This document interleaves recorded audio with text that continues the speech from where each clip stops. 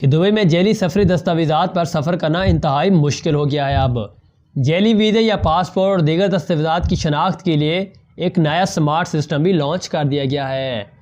तो इसकी ताज़ा तरीन न्यूज़ अपडेट्स के मुताबिक दुबई में हर साल 1 करोड़ से ज़्यादा अफराद जो है सियाहत, विज़िट वीज़े और तिजारती कारोबारी मकासद के लिए आते हैं, और इसी वजह से दुबई का एयरपोर्ट मुसाफिरों की आमद पर परवाज़ों की गिनती के अतबार से दुनिया के मसरूफ़ तरीन एयरपोर्ट्स में शामिल है।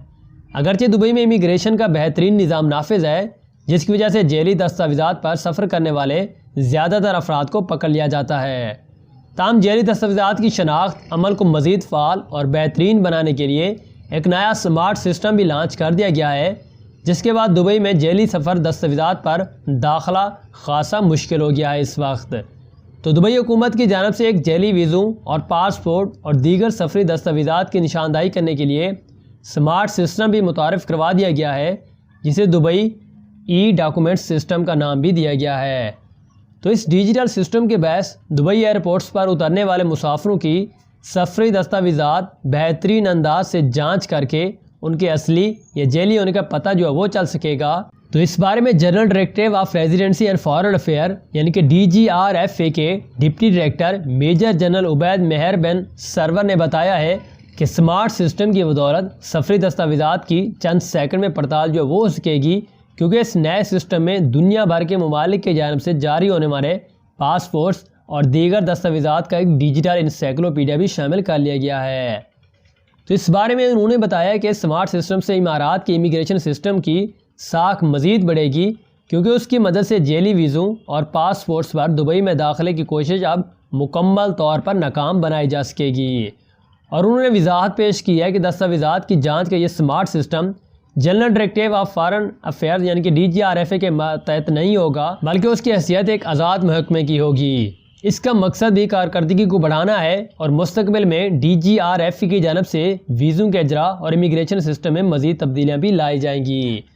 तो ये कुछ ताज़ा तरीन न्यूज़ अपडेट्स थी जो कि दुबई गवर्नमेंट की इस बारे में जारी कर दी गई थी।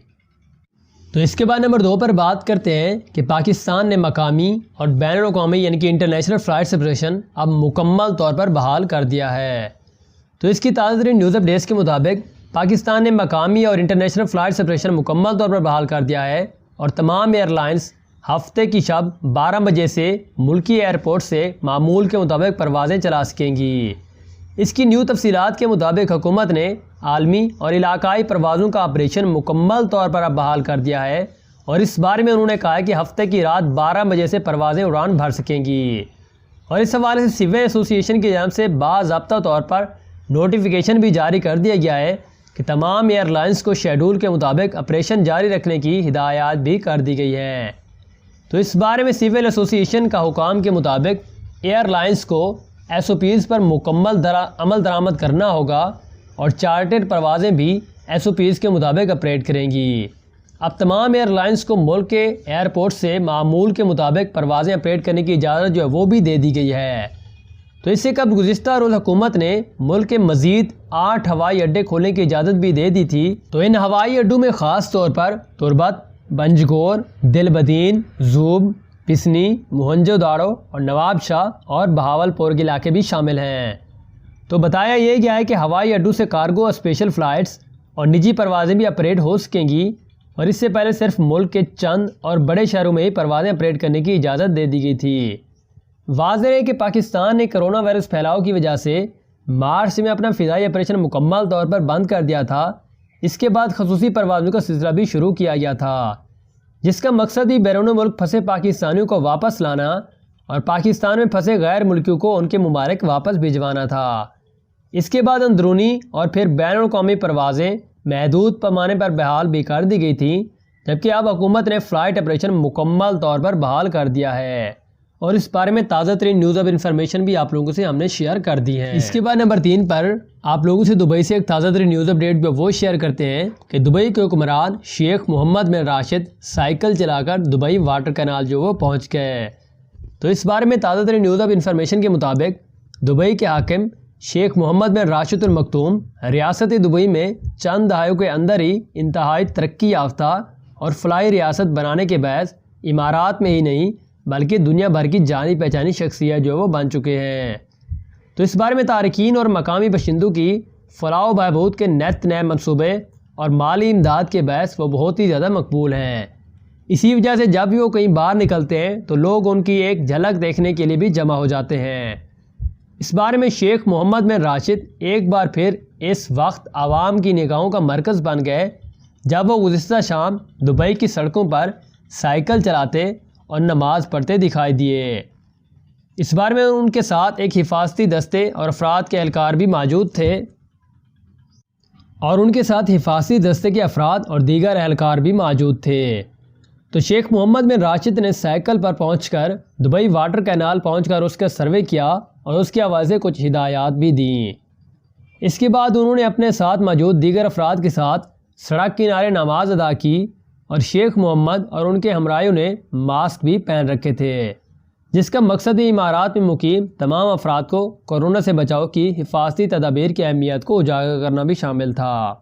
इस बारे में ताज़ा तरीन न्यूज़ अपडेट्स के मुताबिक शेख मोहम्मद बिन राशिद की नमाज़ पढ़ने और साइकिल चलाने की बहुत सारी तस्वीर सोशल मीडिया पर भी आ चुकी हैं, जिस पर लोगों की जानब से बहुत खुशी का इजहार भी किया जा रहा है। तो इसके बाद नंबर 4 पर आप लोगों को क्वेश्चन जो वो शेयर किए जाते हैं। तो क्वेश्चन नंबर 1 पर अवैस खान नामी शख्स हमसे पूछते हैं कि UAE to Pakistan Sharjah airport पर PCR टेस्ट लाजमी है क्या? तो भाई इस बारे में हमारे पास जो ताज़ा तरीन न्यूज़ ऑफ इन्फॉर्मेशन है तो उसके मुताबिक तो ये है कि जो लोग भी यूई से पाकिस्तान की तरफ आ रहे हैं तो उन लोगों का कोरोना का टेस्ट जो है वो नहीं किया जा रहा, ना ही उनको नेगेटिव टेस्ट की या रिपोर्ट की ज़रूरत है। लेकिन अगर आप पाकिस्तान से दुबई या उसकी किसी भी रियासत में जाते हैं तब आपको कोरोना की नेगेटिव रिपोर्ट जो है वो लेकर जानी होगी, वगरना आपको नहीं जाने दिया जाएगा। इसके बाद नंबर 2 पर रज़ा खान नामी शख्स हमसे पूछते हैं कि मेरा विज़िट वीज़ा अप्रैल में ख़त्म हो गया है तो मैं अभी वीज़ा लगवाना चाहता हूँ, तो क्या वीज़ा लगेगा?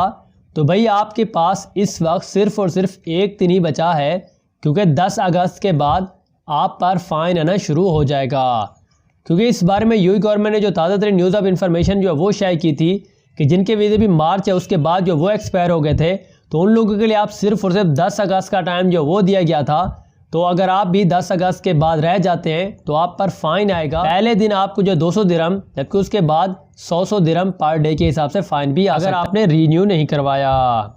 इसके बाद नंबर 3 पर कामरान इजाज़ नामी शख्स हमसे पूछते हैं कि वर्क वीज़ा कब ओपन होगा पाकिस्तान के लिए?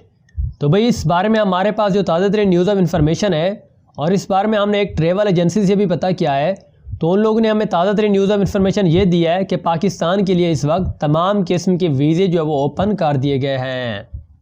इसके बाद नंबर 4 पर नबील खान नामी शख्स हमसे पूछते हैं कि मुझे दुबई जाना है, कैसे जाऊं?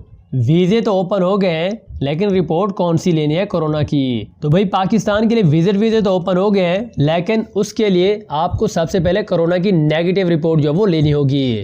तो इसके लिए आप चुगताई लैब या इस तरह की बहुत सारी दूसरी पाकिस्तान की लैब्स या रजिस्टर्ड लैब हैं उनके पास जाइए और नेगेटिव रिपोर्ट जो है वो हासिल कीजिए कोरोना की। नेगेटिव रिपोर्ट होगी तभी आपको जो है वो टिकट लेंगे और आप यूई का सफ़र जो है वो कर सकेंगे, वगरना आप जो है सफ़र करने की इजाज़त भी नहीं दी जाएगी। और इस बारे में आपकी जो कोरोना की रिपोर्ट होगी अगर उसका नतीजा नेगेटिव आए तो वो बहुत ही ज़्यादा दिन पुरानी भी नहीं होनी चाहिए, वगरना आपको दोबारा टेस्ट करने को भी कहा जा सकता है। इसके बाद नंबर 5 पर रहीम खान नामी शख्स हमसे पूछते हैं कि मेरे 6 महीने से ऊपर हो चुके हैं यूई से बाहर, अब मैं कैसे जाऊं?